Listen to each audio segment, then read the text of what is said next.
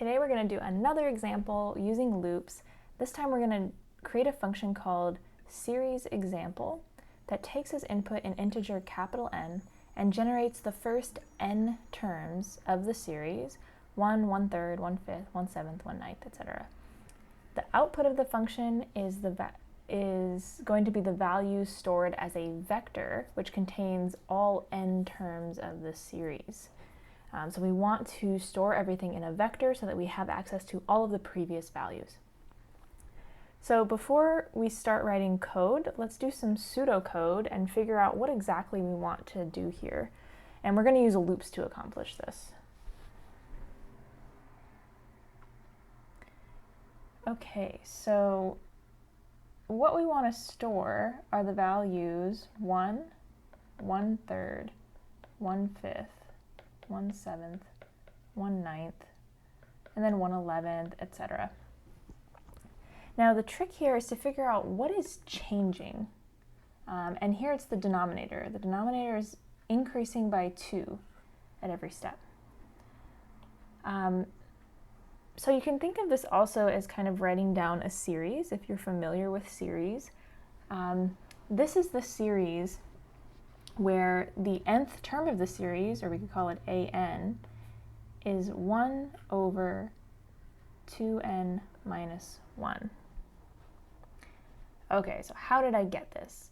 Well, I want to capture, you could also think of this first element, as 1 over 1. So I want to capture the odd numbers in the denominator here. So here I have 1, and then 3, and then 5. But I also want to index this so that this is my first element, this is my second element, this is my third, fourth, fifth, sixth, etc. So the loop index that we're going to use here is going to go over 1, 2, 3, 4, 5. And when I plug in each of those numbers, I want to get out 1, 3, 5, 7, 9. So let's see what happens when I plug in a 1 here. So when n equals 1, I get 1 over 2 minus 1, which is 1 over 1. If I plug in n equals 2, I get 1 over 2 times 2 is 4, minus 1, so this is 1/3. When I plug in n equals 3, I get 1 over 2 times 3, which is 6, minus 1, which is 1/5. So you can see that I am capturing the denominators that I want to capture. So this is going to be the bulk of our function here is going to come down to this term and how we store it. So our function is going to output a vector v, and it'll be called seriesExample. Its input is capital N. All right. So the loop we're going to write is for k equals, well, I can use little n here because that's what I used in my little notes over here. So MATLAB is case sensitive, so if I use a little n here and a capital N here, that's okay. So I can go from n equals 1 to capital N. So MATLAB recognizes those two letters as different. Now what I want to compute is 1 over 2 times capital N minus 1. And I don't just want to put v equals this. This is wrong, because here I'm overwriting v at every step of the loop. V is going to have the value 1, and then it'll be overwritten in the next step to have the value 1/3, and I will have no recollection of that 1 ever being stored. So I want to store this as a vector, and the way to do this is to index the vector with our loop variable. So I'm going to put n here in parentheses. So what am I actually doing? Well, when n equals 1, let's go back over my whiteboard here.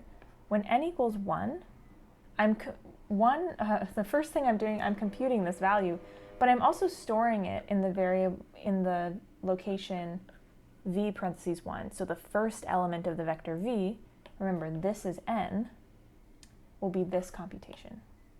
Then when n is 2, I'm storing that value in the second element of v. When n is 3, I'm storing this value in the third element. So our loop index is kind of doing two things at once right now. It's indexing this vector so that I'm storing values in different locations in that vector. It's also helping me compute the values that I want to put in those spots. that's what we're doing here. And we see this little orange squiggly line. This is MATLAB telling us that v changes size at each step. We do know how big v is going to be eventually. V is going to have a size of n at the end of this, so we'll say v is 0 is 1 to n. I want to point out that you don't always know how large the vector is going to be that you want. So sometimes you can't do this. So just be careful that if you are going to initialize your vectors, that you are 100% certain that this is the size that they're going to have, or that you know that they're going to have a specific size. If you are unsure, you can just leave this part out. It's totally fine if you do that. And there are times when you won't know what size the vector is going to be that you output. So then you shouldn't initialize, because you'll be creating a bunch of zeros that you might not need. So let's go ahead and save this as series example here. And let's try it out. So we know that if I plug in if I plug in 1, I should get 1, right? Because that's the first thing. So series example, that's the first term in the series. So good, I get 1, that's great. If I plug in 2, I should get 1 and 1/3. And that's exactly what I get. So notice MATLAB is rounding here, but this is 1 and 1/3. If I plug in 3, I should get 1, 1/3, and 1/5. So let's plug in 3. That's what I get there. And if I plug in 5, I should get 1, 1/3, 1/5, 1/7, and 1/9. So when I plug in 5, that's exactly what I get. One cool thing we could do, we could actually maybe store 100 of these values. I'm going to suppress the output here because it's going to be quite a big vector. So let's store those values, and then we could plot to see maybe how this series behaves as n increases. So let's plot. Our x values are going to be 1 to 100 because that's how many elements we have in our vector. We'll plot the vector v, and let's do circular markers with a line width of 2. You can see here that our first element is 1, looks like it's starting like really high above the rest, and it quickly drops down. You can see that each element is getting smaller and smaller, and it's following this trend here. So that's kind of cool.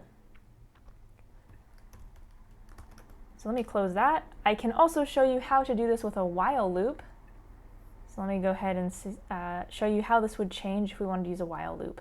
So this is correct the way it is. If you wanted to use a while loop, if you prefer to do that, remember we have to initialize our loop index, so n equals 1, and then we need to have a condition here, so while n is less than or equal to capital N. And lastly, we need to update that loop index inside our while loop, because otherwise we'll have an infinite loop on our hands, and we don't want that. So we do need to update this so that at some point this condition is false. So if I save this and I try to run it again, let's just make sure we get the correct values. I'll run it for when n is 5. Oh, I suppressed the output, so let's try that again. And we get 1, 1/3, 1/5, 1/7, and 1/9. Okay, so that's an example of creating a vector using loops, and of how you might use loops to create a series. Let me know if you have further questions.